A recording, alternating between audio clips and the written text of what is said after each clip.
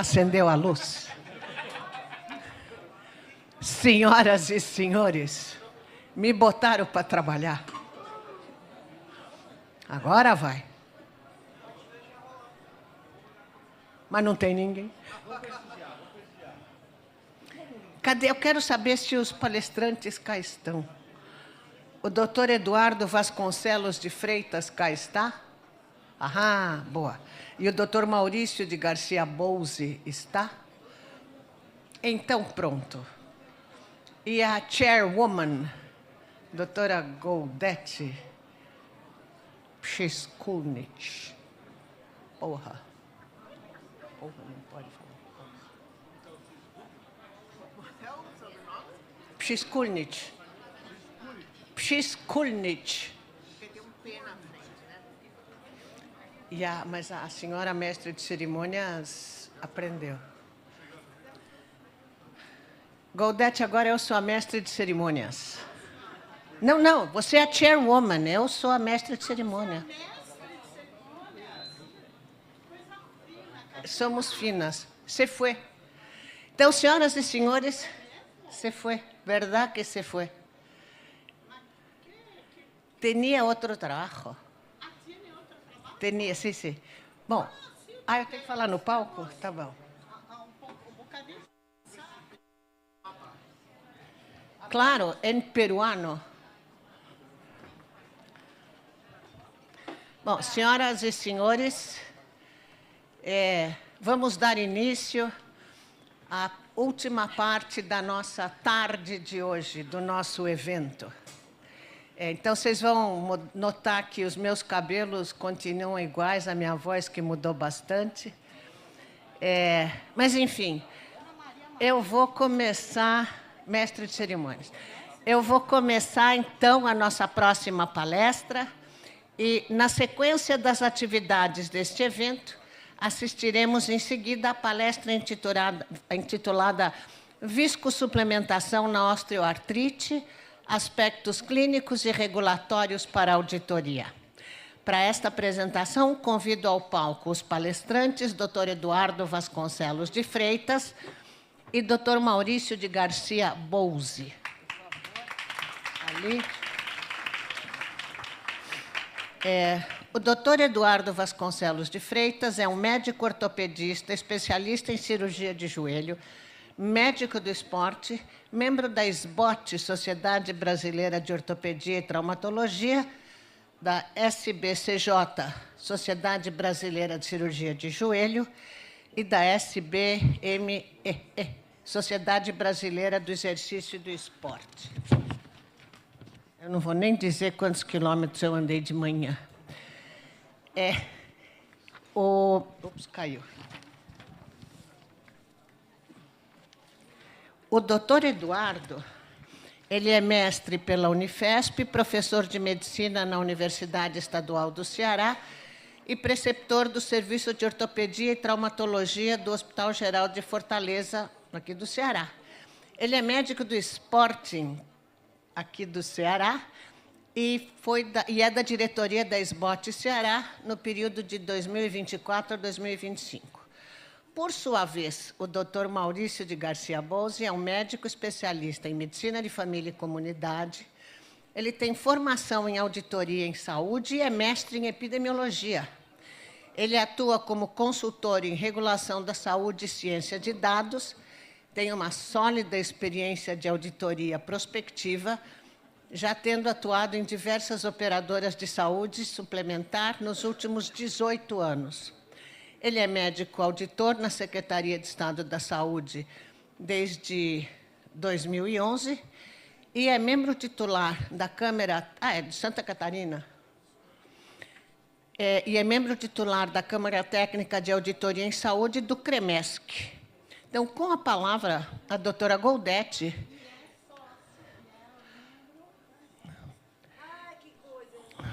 E agora eu vou passar a palavra para a doutora Goldete, que vai saudar os dois palestrantes. Muito obrigada. Doutora Helena, a senhora quieta. Não sei como vocês aguentam, né? A gente fica fazendo palhaçada. Essa palestra muito me interessa, tá? porque temos um joelho operado aqui e um joelho bichado aqui, entendeu? Isso é aquele anti-inflamatóriozinho para eu aguentar o repuxo. Hoje está na moda não autorizar a viscosuplementação. Né, Maurício? Eu sei que você vai falar algumas coisas. Tá, essa história de não autoriza, porque não tem evidência, porque não sei o quê, porque não sei o que lá. Eu vou ouvi-los com muito carinho, mas eu diria uma coisa. Só a viscosuplementação não resolve. Entendeu? Então, eu acho que isso nós já temos que abrir o olho para isso. Pegar o paciente, só fazer visco, não vai adiantar absolutamente nada. Esta senhorinha que vos fala, entendeu? Fazia, agora eu estou com o joelho ruim, condicionamento e fisioterapia 3 vezes por semana para fortalecer um músculo que chama-se quadríceps crural. Falei certo? E eu levantava, porque agora eu não estou podendo, mas eu levantava 33 quilos na cadeira extensora. Quando eu tive o problema do menisco, né, porque eu já tenho um problema, que eu operei esse menisco há 10 anos, então eu só fui ter problema neste 10 anos depois, ou seja, o que eu fiz nesse meio período? Perdi peso, fiz condicionamento, fiz fisioterapia, botei músculo, tá? E fiz, nesse período, 2 viscos. Mas fiz tudo isso junto.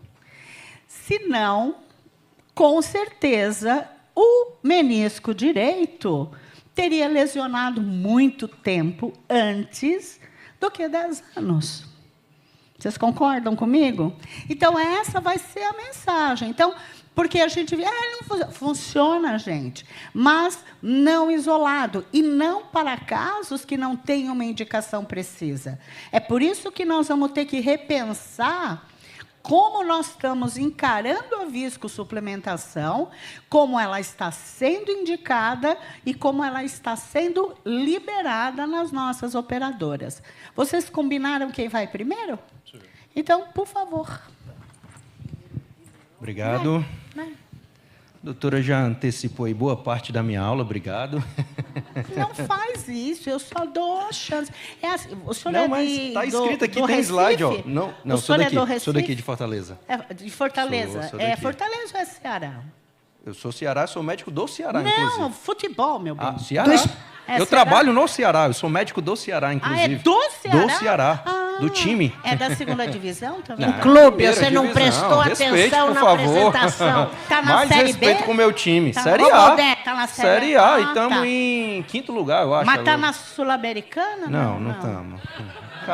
Calma. Ainda não, gostei. Ainda não. É que o Fortaleza ganhou de 4-0 do Colo-Colo. Mas... Foi sem querer. Foi sem querer. Estou enchendo o saco. Ele é médico de esporte.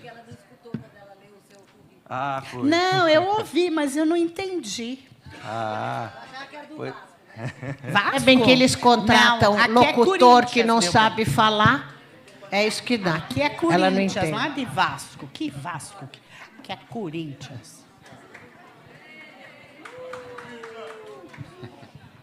Vamos lá, doutor. Vamos lá. Acabamos com a palhaçada aqui. Deu certo aí? Pronto. Então, boa tarde a todos. Vou falar um pouquinho da viscosuplementação na osteoartrite, em especial os aspectos clínicos e regulatórios. E já fui apresentado, sou Eduardo Vasconcelos, médico do Ceará Sporting Clube, time da Série A do Campeonato Brasileiro, tá bom? Saudações alvinegras. Então, é do Fortaleza. O Leão do Fortaleza, isso. É nosso freguês. Então, enfim, Eu tenho para essa palestra aqui um suporte da Adium, e é um pouco aqui do que já foi falado. Acho que até parabenizo, a doutora falou muito bem. E, para começar, a osteoartrite ela é a forma mais comum de artrite nos pacientes acima de 50 anos. Tá? Dentre todas as artrites, a osteoartrite, a famosa, né, conhecida pela população artrose, ela é a mais comum. No joelho, a gente percebe que há uma crescente na incidência da osteoartrite, né? Mas perceba que, apesar de a gente ter um aumento no número total de casos, né, nesses cortes de 2010, 2015 e 2020, especialmente nos pacientes que estão aqui em vermelho acima de 65 anos, houve um crescimento muito significativo, né? Então, nas outras faixas etárias, praticamente se manteve, porque a osteoartrite ela pode afetar qualquer idade, de maneira primária ou especialmente secundária nos pacientes mais jovens. Mas a primária, no paciente com mais idade, ela vem crescendo e a gente sabe que a população está envelhecendo, graças a Deus, buscando saúde, buscando mobilidade, e aí a dor é o calcanhar de Aquiles aí desses pacientes com osteoartrite, tá? A abordagem ela deve ser individualizada. Isso é essencial e inegociável. Tá? Os pacientes são diferentes. Eles têm comorbidades clínicas, eles têm experiências com diversos tratamentos anteriores que serviram ou que não serviram, eles têm limitações a alguns tratamentos e a gente precisa não empacotar isso, mas tratar de maneira individualizada, porque os objetivos são os mesmos, mas como você vai alcançar esse objetivo, ele é muito particular. E essa escolha ela é uma decisão em conjunto do paciente, do médico, do fisioterapeuta, do profissional de educação física, de toda a equipe de saúde envolvida nos cuidados desse paciente. Porque o objetivo, como eu disse, é o mesmo. Qual que é o objetivo do tratamento da osteoartrite? Em primeiro lugar, reduzir a dor. Tá? A dor, eu digo para todo paciente, não é normal. A gente não precisa normalizar a dor. Conviver com dor não é normal, é ruim, incapacita, gera redução na produtividade no trabalho, redução nas relações interpessoais familiares. Então, a dor traz um transtorno que, às vezes, a gente negligencia mesmo. A gente acha que é besteira. Ah, essa dor, toma uma dipirona, toma um paracetamol e aí vai, segue a vida. Não é assim, tá? Mas, além da dor, uma outra coisa importante que a gente tem que levar em consideração é a mobilidade articular. Tem trabalho que mostra que, perguntado ao paciente com osteoartrite o que mais ele queria melhorar, por incrível que pareça, a dor é o principal, mas a mobilidade foi o primeiro ponto para um percentual significativo de pacientes com osteoartrite. Então, às vezes, a gente pensa só na dor e esquece da mobilidade, porque é uma característica comum, né? Aquela crepitação, aquela dificuldade ao levantar, ao se locomover. Às vezes, a dor você consegue intervir com outras maneiras, mas essa mobilidade ela é fundamental também, e são os dois pontos que a gente tem que dar atenção. Claro que também como objetivo reduzir a lesão articular, melhorar a função, como eu estava falando, e principalmente qualidade de vida. Esse é o ponto atual, qualidade de vida. Tá? Satisfação do paciente e retardar ou até evitar a indicação da artroplastia. Então, esses seriam os objetivos. E o que é a viscosuplementação, mais atualmente chamada de infiltração com ácido hialurônico? Enfim, não vamos entrar aqui na etimologia, há quem não goste desse nome viscosuplementação, mas, enfim, é a injeção do ácido hialurônico exógeno, porque a gente tem ácido hialurônico no nosso líquido sinovial, o nosso corpo ele tem ácido hialurônico. Então, nesse caso, é a injeção exógena nas articulações diartrodiais para restaurar as propriedades do líquido sinovial, que vai ter um objetivo mecânico, analgésico, anti-inflamatório e também condroprotetor. Tá? O ácido hialurônico ele tem um efeito biomecânico muito interessante na articulação.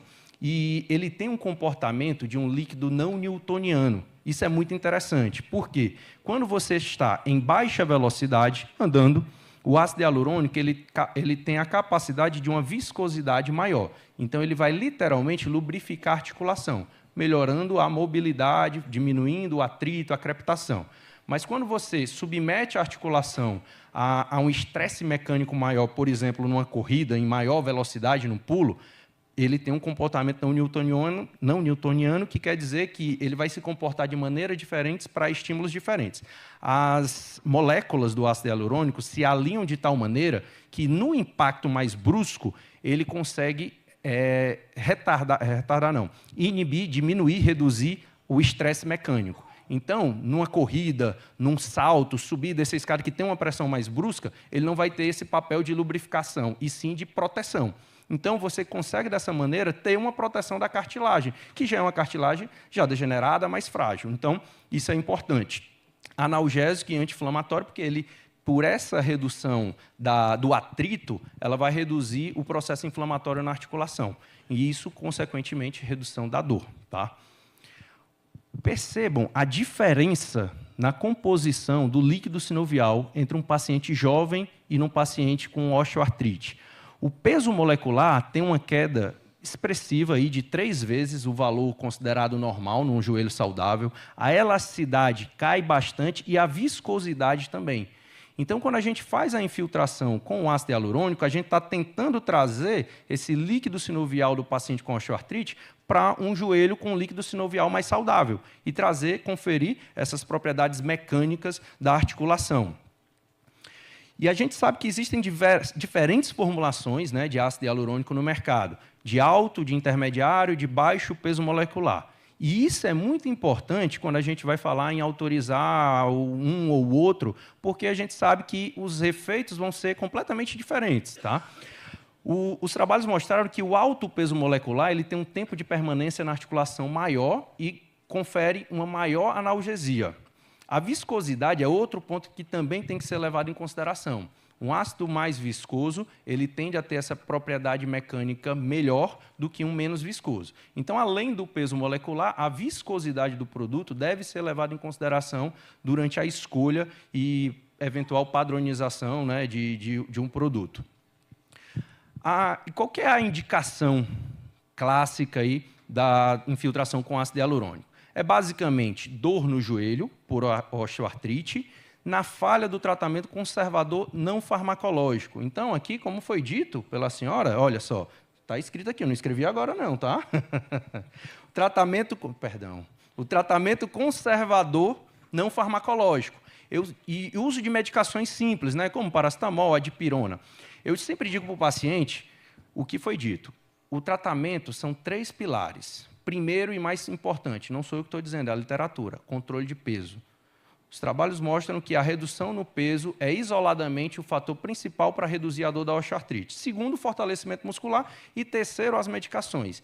E aí, a infiltração com ácido hialurônico ela entra como uma estratégia muito importante, porque a doutora disse que fez perda de peso, fez o fortalecimento, né? Mas imagina conseguir fazer isso com dor no joelho. Você vai lá na academia, faz um leg press, você não consegue botar nenhuma plaquinha porque dói. Você vai tentar fazer uma bicicleta, não consegue, porque é crepitando o joelho, você fica com medo, fica com dor, o joelho inflama, incha. Então, eu costumo dizer que o ácido hialurônico ele entra como uma estratégia para que você consiga, muitas vezes, garantir que o paciente tenha condições de fazer os 2 principais pilares, que é perda de peso em primeiro lugar e fortalecimento muscular em segundo. Então, em nenhum momento eu vou dizer aqui que o ácido hialurônico é o principal pilar do tratamento da osteoartrite, porque não é. Mas ele é um instrumento extremamente relevante e tem diversos trabalhos que a gente vai falar aqui mostrando esse efeito. Como é que é o mecanismo de ação? Ele é um anti-hiperalgésico, diminuindo a expressão do gene da COX-2 e dos níveis de prostaglandinas, reduzindo o processo inflamatório. Ele aumenta a elastoviscosidade do fluido sinovial, aumentando a produção do líquido sinovial pelo sinoviócito. Ele estimula a produção do sinoviócito. Ele vai causar uma supressão das metaloproteinases e interleucinas, que são responsáveis pelo catabolismo da matriz cartilaginosa, tá? E preserva, dessa maneira, a cartilagem hialina, tá? E quais seriam as contraindicações? A osteoartrite grave, aqui é uma contraindicação que, eventualmente, até pode ser feito dentro de uma estratégia. Mas a osteoartrite grave, ela não vai ter uma resposta muito satisfatória a praticamente nenhum tratamento farmacológico, já está no nível de dor muito alto, então, muito provavelmente, é um paciente que vai ser candidato a uma artroplastia, uma cirurgia de substituição articular. Mas, eventualmente, por um motivo que precisa retardar um pouco ali, alguns meses na cirurgia e tal, pode ser uma estratégia para garantir uma qualidade de vida ali. Inflamação aguda, com derrame grave, então a gente esfria o processo inflamatório, punciona se tiver um derrame muito volumoso, faz um anti-inflamatório, um corticóide intramuscular, e, num segundo momento, Saiu da inflamação aguda, você pode fazer o ácido hialurônico, mas na vigência do derrame não é tão indicado. Dores mecânicas intensas, agudas, com edema ósseo, com necrose na ressonância, o ácido hialurônico não vai ter um efeito analgésico nesses casos. Você precisa tratar essa necrose aí, e muitas vezes acaba sendo cirúrgico. E osteoartrite associada a outras lesões. Por quê? Se você tem uma lesão da raiz posterior do menisco medial, com o menisco completamente extruso, e ele tem clínica positiva de lesão meniscal, não vai funcionar. Você tem que resolver o problema mecânico. Então, não adianta fazer o ácido hialurônico nessa situação. Você pode, se for o caso cirúrgico, resolver o problema do menisco e, no segundo momento, fazer a infiltração, porque ele vai ter a osteoartrite também. Mas, nesse momento, precisa resolver primeiro a lesão associada. E aí, o que é que diz a literatura, né? Esse trabalho aqui, publicado na Cartilage, é uma revista das mais importantes da ICRS. Eu tenho um trabalho publicado nessa revista, então eu sei como eles são criteriosos e exigentes. Ela tem um alto fator de impacto. Tá? É uma revisão sistemática que avaliou a propriedade anti-inflamatória do ácido hialurônico intraarticular. E a gente percebe que o ácido hialurônico ele causou uma supressão das citocinas pró-inflamatórias e também o ácido hialurônico de maior peso molecular, ele promove uma resposta anti-inflamatória, diferente do de menor peso molecular, que acaba causando uma reação mais inflamatória. Então, aquela pseudartrite séptica que é descrita, geralmente está mais relacionada a ácidos hialurônicos de menor viscosidade e menor peso molecular. Tá? E os resultados, em termos de dor e função, foram bem satisfatórios nessa revisão sistemática. A gente tem ensaios clínicos randomizados, mostrando bons resultados. Inclusive, tem um aqui, que é... Deixa eu ver se é nesse slide. Nesse aqui, que fala da importância do uso da infiltração com ácido hialurônico para a redução do uso de anti-inflamatório. Uma coisa que a gente negligencia é o abuso do anti-inflamatório.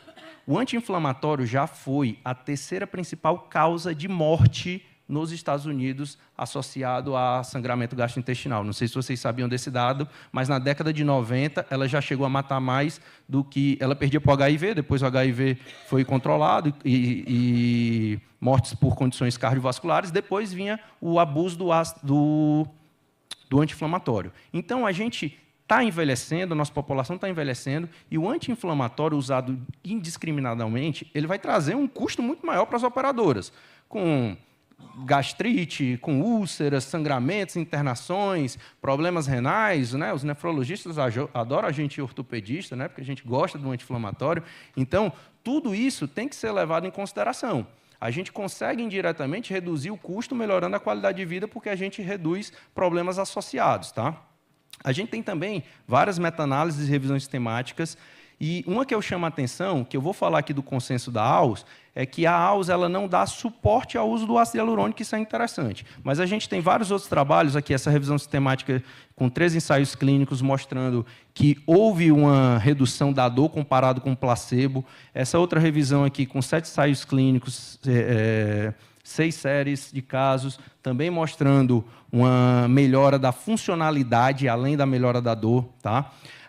Aqui uma meta-análise falando da segurança e eficácia do uso da viscosuplementação do ácido hialurônico. Então, sempre foi avaliado dor e função. E os resultados são interessantes. Claro, tem trabalhos também que não deram esse suporte, que mostraram evidências ali que diriam controvérsia, e aí é o que a gente vai discutir rapidamente aqui sobre o que faz ter essas diferenças. Tá? Mas, quando a gente vai para as sociedades internacionais, a grande maioria, ou ela indica fortemente, faz parte do guideline, ou ela dá um suporte ali para você avaliar caso a caso e avaliar que pode ser feito. Poucas são as sociedades que realmente não colocam ali no guideline nada. E uma delas que é importante, que é a da Academia Americana de Ortopedia, tá? Que, na verdade, é até uma falha na tradução. O guideline deles, da Academia Americana de Ortopedia, fala do não suporte, que, na tradução, não quer dizer que ele contraindica. Quer dizer que eles, no momento desse guideline, acharam que não tem evidência suficiente para colocar no guideline deles como parte integrante do tratamento. Tá? E como é uma academia muito forte e importante, sempre se fala, né, desse guideline. Mas a gente tem guidelines aqui da Sociedade Europeia de Osteoporose e Osteoartrite, do Colégio Americano de Reumatologia, onde são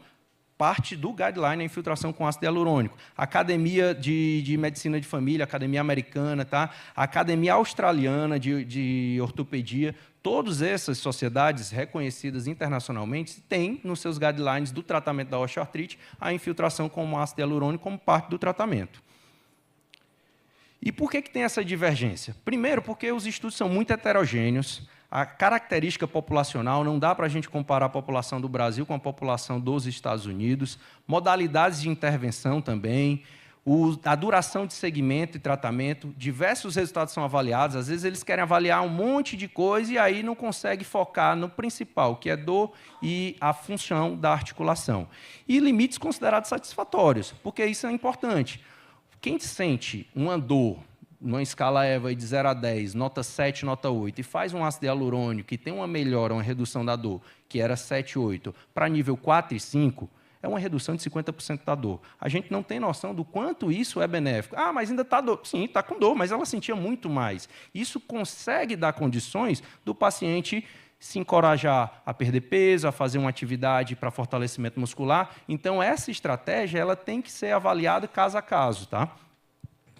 E, como conclusão, né, falta ainda um consenso, apesar de cada vez mais guidelines estarem indicando o uso do ácido hialurônico, mas o tratamento não farmacológico, ele é o primeiro pilar, ele é o mais importante, o não farmacológico, e a indicação mais usual seria na dor causada por osteoartrite, que falhou com esse tratamento conservador, mas que pode ser e deve ser usado como estratégia para garantir que ele consiga fazer os dois pilares principais, controle de peso e fortalecimento muscular. Tá certo? Então, acho que era isso que eu queria falar. Agradeço a atenção e estou à disposição para qualquer pergunta. Perdão por passei um pouquinho do tempo.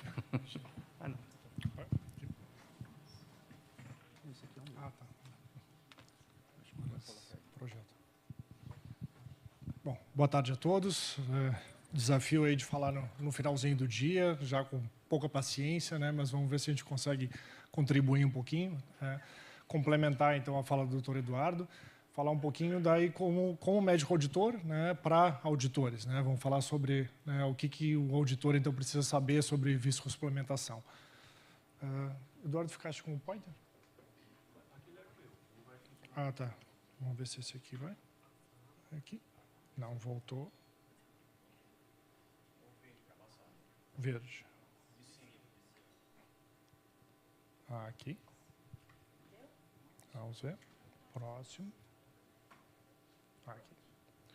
Bom, já fui apresentado, né? Então, sou médico auditor há bastante tempo e minha experiência principalmente com autorização, com regulação. Também entrei na onda do bonequinho da inteligência artificial. Né?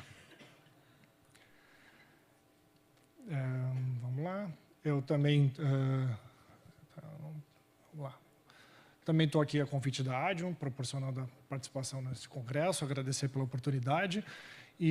Mas vou falar sobre auditoria. Né? Vou falar sobre auditoria para auditores, então meu compromisso principal é com a educação continuada, né? Poder compartilhar um pouco da nossa experiência com os demais colegas. Bom, já o doutor Eduardo brilhantemente já explanou, né, sobre a viscosuplementação, sobre as definições, né? O que a gente tem hoje em termos dos produtos, né, mais diretamente falando. Então, na Anvisa, né, a gente tem algumas classes de produtos registrados. Então, essa é uma das primeiras dúvidas que surgem entre os colegas auditores. Né? Tem muitos colegas que desconhecem, inclusive, que as apresentações de viscosuplementação injetável se tratam de produtos para a saúde e não de medicamentos. Tá? Então, é um erro comum que alguns colegas até cometem quando se dirigem, né, para o médico assistente perguntando sobre a indicação do medicamento ácido hialurônico. Né? Então, já é uma primeira dica, né, uma primeira informação que a gente traz. Existem medicamentos contendo ácido hialurônico registrados, né, mas não é o nosso objetivo hoje de fala.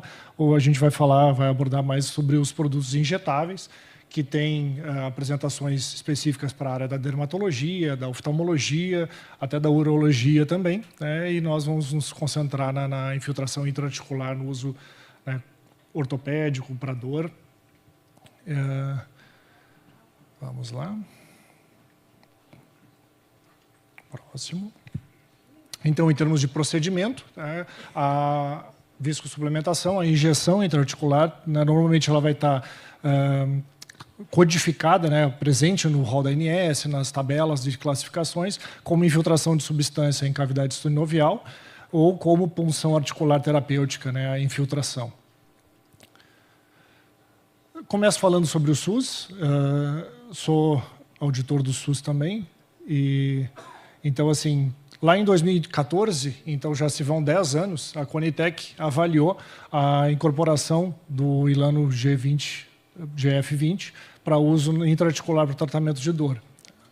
A conclusão a que chegaram, né, foi pela recomendação da não incorporação do ácido hialurônico para o tratamento associado à osteoartrite de joelho. E aí os colegas me perguntam, né, Codete, me dá licença de já adiantar algumas perguntas que eu já imagino que já vão vir, né? Mas, Maurício, tem um código lá, tem na tabela SUS a infiltração, né, de substâncias na cavidade sinovial. Então, como é que, né, o ácido hialurônico não foi incorporado? Quando a gente analisa a tabela com mais detalhe, a gente vê que na descrição do procedimento ele se refere à infusão de fármacos. E como a gente estava colocando ali, né, o ácido hialurônico intraarticular não é considerado um fármaco. Então, esse código, sim, ele consta, né, ele está na tabela SUS, como um procedimento ambulatorial para infiltração de anestésico, de corticoide ou mesmo até de contraste na articulação. Mas não garante a cobertura, o tratamento com ácido hialurônico intraarticular no SUS. Vamos lá. Planos regulamentados. Vamos falar de ANS. Né? O colega Natanael, oftalmologista, já adiantou um pouco também sobre o rol de procedimentos da ANS, com base na Lei 9656, né, que define então, o rol de procedimentos e eventos da saúde suplementar. E no artigo 8º, inciso 3º, fica assegurada a cobertura para medicamentos e insumos necessários aos procedimentos previstos na RN e nos seus anexos, tá? Desde que registrados na Anvisa, de acordo com as indicações de bula ou manual. Tá? Não consigo apontar aqui, mas no anexo 1, então, está lá a punção ou infiltração articular terapêutica, tá? Tanto para cobertura para planos ambulatoriais, quanto aqueles planos de cobertura hospitalar. O posicionamento da ANS já traz um pouco de controvérsia, né? Infelizmente, a ANS não é conhecida pela constância nos seus pareceres, nos seus posicionamentos.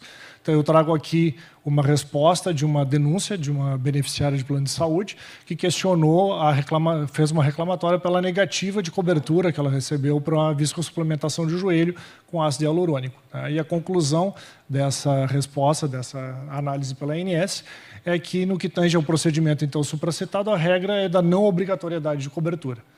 Isso, né, só serve para nos confundir, né, para confundir quem ainda acha que, né, que há alguma dúvida, né, que há alguma discussão em relação a isso.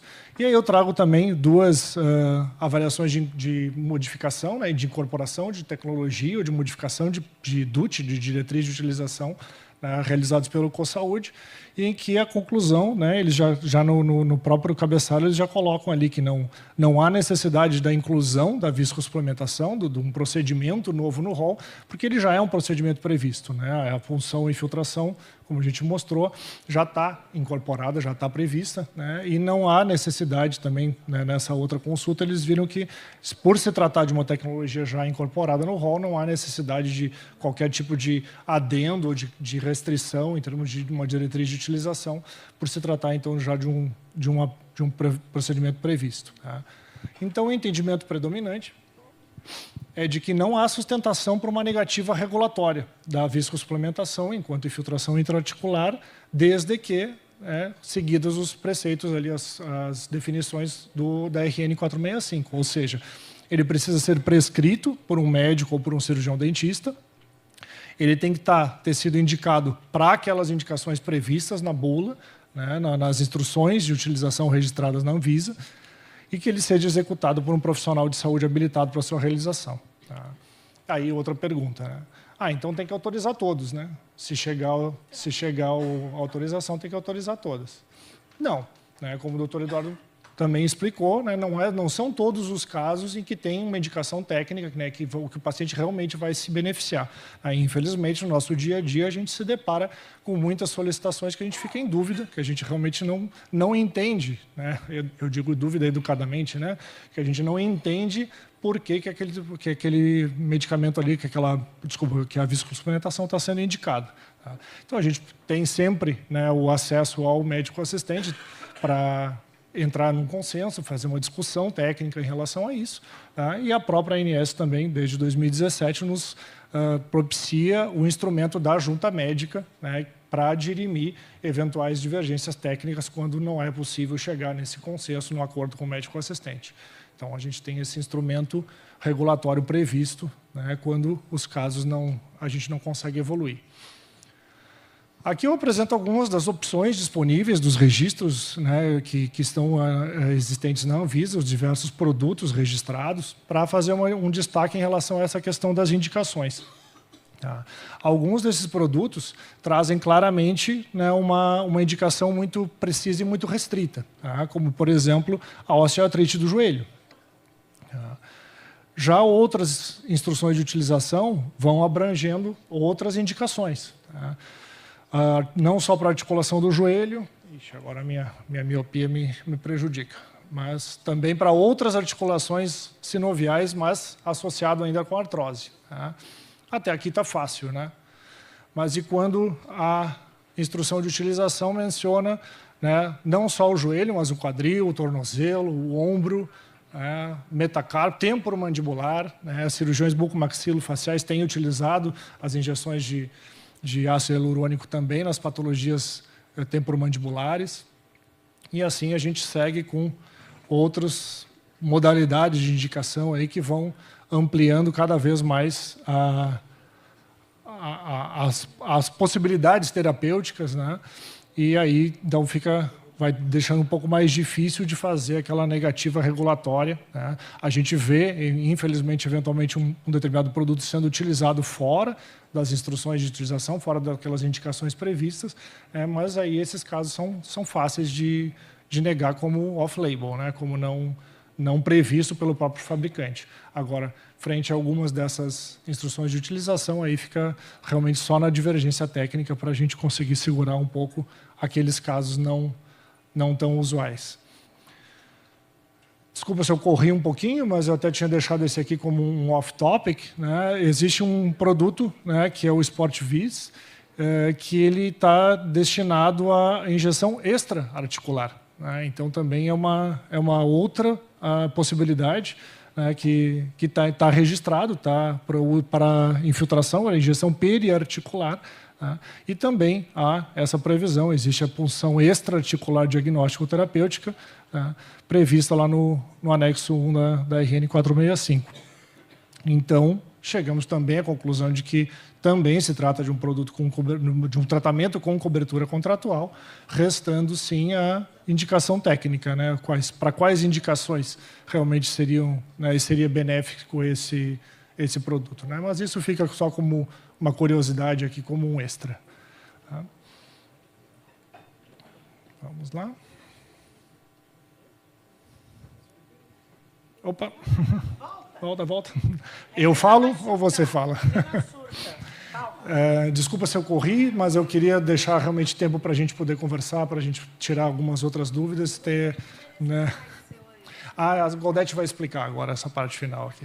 Muito obrigado.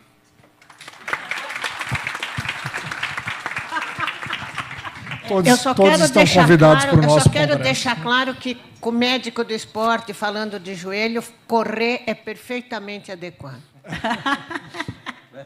Boa. Genial a apresentação. Eu ia fazer uma brincadeirinha, perguntar se eu podia aproveitar e cuidar do Neymar, para ver se ele volta logo, né? Que olha, porque a criatura lá não melhora, hein? Te falar. Né? Maurício, pelo amor de Deus. Aquela resposta da DNS fala o quê? Que não tem cobertura? Dá para você me explicar? Eu sou um ser humano que precisa de respostas, Maurício. Eu sou uma auditora burra. Então, me fala, é para autorizar ou não é? Por que a agência coloca lá que não tem cobertura? Explica para mim. Eu sempre falo que a vida do auditor fica menos difícil quando a gente tem uma norma clara, né? Quando a gente tem uma regra para se embasar. Agora, quando a própria agência não tem uma constância na sua resposta, né, no seu parecer, aí a nossa vida fica mais complicada. Né? Então, é isso que veja, porque eu já vi várias vezes. Eu fiz pela operadora 2 infiltrações. Eu fiz 2 viscos nos 2 joelhos, 2 vezes, pela Sul América. Tá? A última, eu falei, porque é o meu plano de saúde. A última vez foi negado. Então. Como infelizmente, assim? A gente sabe de operadoras que ainda mantêm esse entendimento. Então, né, a última vez foi negado porque não tem cobertura. Como não tem cobertura? E aí, assim, não, porque blá, blá. Aí eu já estava assim, pelas tampas de ficar discutindo, que eu já tinha discutido um outro problema na internação da minha irmã. Aí meu colega, fisiatra, entendeu? Compramos, ele fez. Vamos comprar, pelo amor de Deus, tal. Mas é duro você lidar com uma coisa que, quando tem indicação precisa, e agora falando sério, né, eu já brinquei muito com você, mas assim, quando você tem indicação precisa, com todos os critérios que você usou, você ajuda o paciente. Creiam-me, quando você tem dor 8, 9, e você vai para 5, você tirou metade da dor, gente. Né? E ele trouxe um dado importantíssimo, que é sangramento gastrointestinal no idoso. Já teve casos, já li vários casos de pacientes que morrem com sangramento gastrointestinal. Eles vão morrer em choque hemorrágico, por uso de analgésico. Não dá para ficar usando analgésico o tempo inteiro.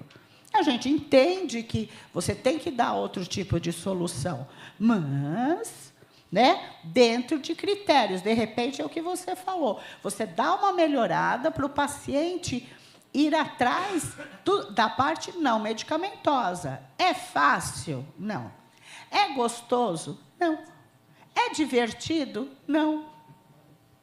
Mas é necessário. Se você quiser ter um envelhecimento razoável, e não ter que ficar toda hora, nesse momento ainda que eu estou ruinzinha, ficar pedindo a mãozinha para poder andar no reto, ainda vai lá, mas pedir a mãozinha para poder descer, você vai ter que fazer esse tipo de coisa para poder melhorar a tua própria condição. Tá? Perguntas? Temos perguntas da... vocês deviam perguntar, porque eu não ia perder a oportunidade. Eu não estou entendendo dizer que as operadoras não pagam, porque eu conheço operadoras que têm protocolo e pagam. Então, mas é isso que o Maurício... Explica, Maurício. Então, o entendimento, né, me parece suficientemente claro em relação à questão da cobertura. Sim. Né? Resta ainda uma discussão técnica de quais são os casos melhor indicados. Né? Então, assim, por causa dessa margem, né, e por causa da ausência até de consenso, né, de um entendimento único de consenso, eventualmente uma negativa bem embasada seria aquela negativa onde, né, se chega a um entendimento de que aquele paciente não tem, né, benefício, não vai ter benefício, ou com o aceite do próprio médico assistente, entendendo isso também, chegando a esse entendimento, ou então seja através da junta médica do entendimento oficial. Técnica. Sim, eu estou ainda dentro... Eduardo, né? Tudo que Eduardo trouxe. Isso, Aí é uma coisa diferente, porque Eduardo traz... Você também traz a possibilidade de uma junta médica. Mas quando nós estamos falando de junta, Maurício e Eduardo, nós estamos falando da indicação técnica. Eu não estou discutindo cobertura. Porque se eu estiver discutindo cobertura, a 424, junta médica, nem se aplica. Não, eu trago a junta médica porque ela tem esse papel de definição. Né? O desempatador, né, definindo que não há, que aquele paciente realmente não vai se beneficiar, que aquela situação ali não está tecnicamente bem indicada, aí ela passa. Essa negativa tem força regulatória, não é mais uma negativa indevida ou, né, mesmo por restrição de direito do paciente. Tá? Só que, assim, infelizmente, respostas como aquelas, né, da ANS desestabilizam qualquer podem coisa. dar né? razão, e quando eu falo que algumas operadoras ainda fazem esse tipo de negativo, porque a gente tem conhecimento, né? Sim. Tem familiares de colegas auditores, inclusive, às vezes que me perguntam, né, vêm falar com a gente, mas, Maurício, minha mãe, né, não teve autorizada pelo plano dela, né? E aí fica realmente difícil até de explicar por quê. Pois né? aí corre o risco de... Já te deixo falar. Aí corre o risco de você entrar com uma reclamação na agência e, de repente, você entra com uma NIP e vem uma resposta, não é de cobertura obrigatória. Aí você fica com cara de tacho. Ou então vem... É pena que a menina não está aqui, né? Só amanhã. Ela está aqui, mas não está. A Angélica. Pelo menos para ouvir isso. Agora, se vem como cobertura obrigatória, aí vai fazer o RVE, e vai ter que ter a reversão. Mas cria sempre essa dificuldade, né? essa falta de uniformidade de conduta que eu acho que é a pior coisa que tem, não só para o auditor, como para o clínico. Né? Para o clínico, na solicitação do clínico. Eventualmente, os assistentes nos abordam, né? Mas por que às vezes liberam, às vezes não liberam? Então, aí uma operadora libera, a outra situação, não, e a gente fica com... E aí a auditoria fica com cara de tacho. Exato. Né, Maurício? É uma coisa que a gente discute muito, e hoje aqui eu já falei pelo menos 2 ou 3 vezes de entender que a saúde suplementar não é cartesiana. O Vecina falou isso ontem, eu falei isso ontem. Porque você vai ter operadoras que trabalham de um jeito, de repente estão liberando, outras que não estão liberando, embasados naquela determinação da ANS, e o auditor fica com cara de tacho. O culpado é o auditor, que não... E o culpado é o auditor, e que não... sempre o culpado é o auditor. Aí eu sou obrigada a ouvir, em lugares que eu frequento e atualmente frequentando como representante da SBAN, reclamação de ortopedia, reclamação de outras especialidades, quando muitas vezes, às vezes eles até têm um pouquinho de razão, mas na maioria das vezes não é um problema do auditor, é um problema de entendimentos regulatórios. Sim. Colega, eles não te conhecem, então fala de Tudo bem, pessoal? Tudo bem, doutores? Eu me chamo Hermano, trabalho com auditoria. E, se me permitirem, eu tenho 2 questionamentos. O primeiro, quanto ao fato de ser um fluido não newtoniano, ou seja, um fluido viscoso de comportamento incerto. Ele não poderia ser um vetor de um evento adverso, como um corpo estranho, acabar se desprendendo na articulação. E a segunda pergunta seria... Talvez não seria interessante uma técnica como a infusão de plasma rico em plaquetas, que é uma técnica promissora, a vir substituir ácido hialurônico, que diversos estudos demonstram digamos, a carência de investigar mais. Eu vejo que há um comportamento incerto no uso do ácido hialurônico, principalmente com pacientes críticos que estão com uma osteoartrite grau 3, 4, e isso acaba atrasando o tratamento definitivo com uma artroplastia. Ótima pergunta. Em relação à tua primeira pergunta, o ácido hialurônico ele é descrito, sim, a reação que a gente chama pseudartrite séptica, que parece uma sepse, parece uma infecção, mas não é. Por isso que é pseudoartrite séptica, que é uma espécie de reação inflamatória, quando o corpo identifica aquele líquido ali, mais viscoso, mais grosso, como um corpo estranho e realmente faz uma resposta inflamatória. Mas os trabalhos sempre mostraram, e até trouxe aqui na aula, que os de menor peso molecular eles têm essa reação maior. Hoje em dia, os ácidos hialurônicos com maior viscosidade, com maior peso molecular, eles são praticamente inertes. Assim, eu uso o Supra A1, por exemplo, há muito tempo e até hoje eu nunca tive nenhum problema.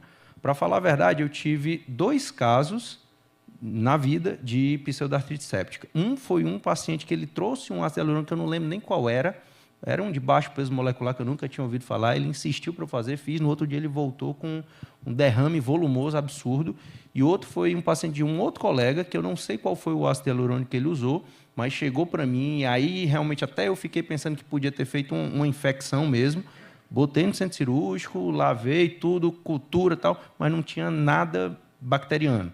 Então, foram esses 2 casos que eu tive até hoje. Mas eram ácidos... O primeiro eu sei que era de baixo peso molecular, o segundo eu não sei qual foi.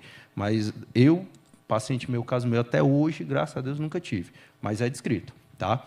Mas, como eu disse, a maioria é inerte. Em relação à segunda pergunta sobre o PRP, PRF, né, que tem também a possibilidade do plasma rico em fibrina, isso eu sou um total entusiasta do que a gente chama hoje em dia de ortobiológico.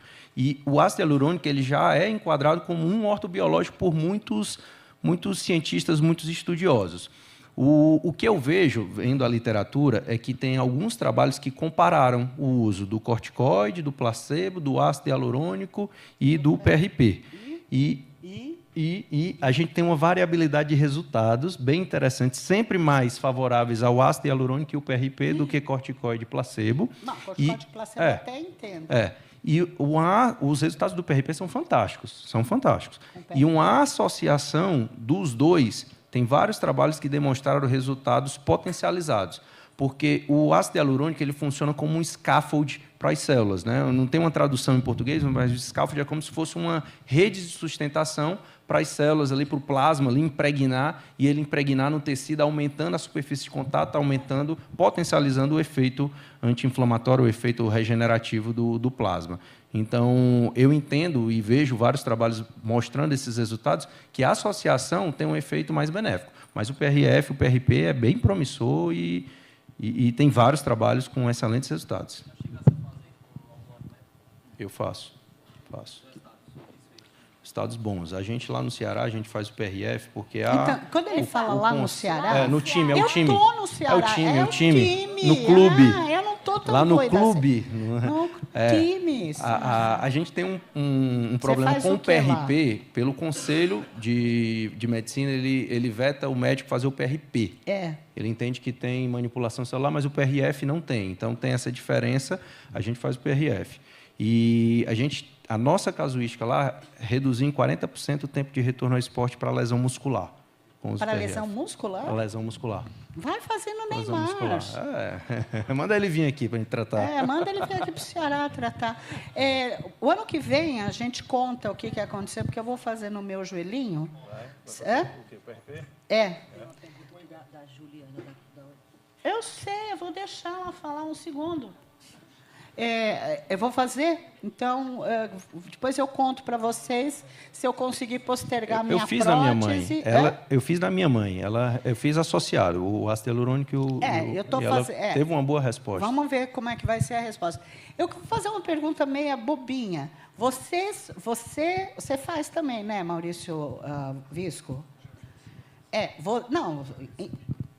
Recebeu e fez em paciente. Você faz sob visão, você usa ultrassom? Eu tenho ultrassom na clínica. Na maioria dos casos, para joelho, vou fazer intraarticular, eu acabo fazendo às cegas. Até eu sou cirurgião de joelho e aí entra muita comodidade e a praticidade, mas eu tenho ultrassom disponível ou, eventualmente, quando tem uma articulação mais colabada, com a osteoartrite mais avançada, eu uso ultrassom para ter certeza mesmo. Tá.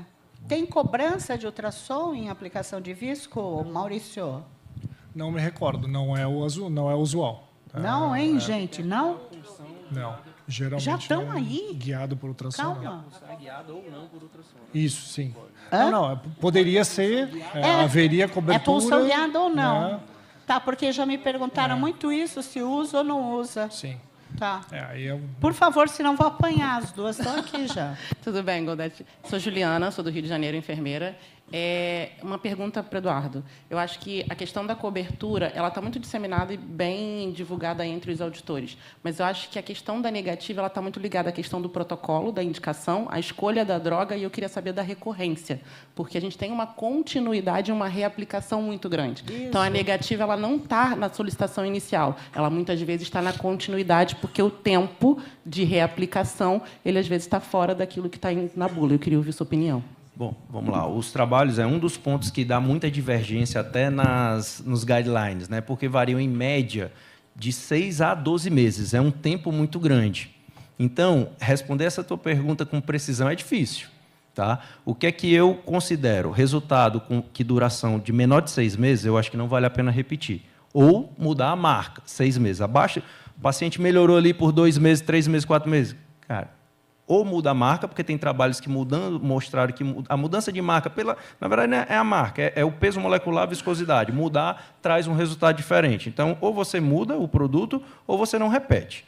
A partir de 6 meses, eu avalio. Já é considerado um resultado favorável. Mas o ideal é aquele paciente que tem um efeito por 10, 12 meses. Então, normalmente, eu tento fazer anual. Agora, é um paciente que teve uma melhora muito boa, 6 meses, ali, 7 meses, está se esforçando para fazer perda de peso e musculação, eu acho que vale ali a confiança. Pô, vamos fazer para ele continuar, entendeu? Eu acho que vai ser caso a caso. Tá certo, perfeito. O meu demorou 2 anos para fazer. Bom, já que eu fui obrigada, eu estou encerrando a palestra.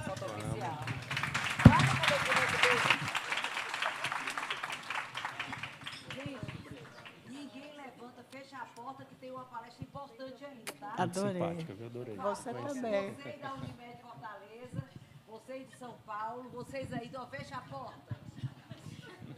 Não, vamos falar de Jada, gente. Agora vamos falar de obstetrícia, minha praia. Eu sou obstetra. Doutora Helena falou, chama-se cárcere privado. Como é? Cárcere privado.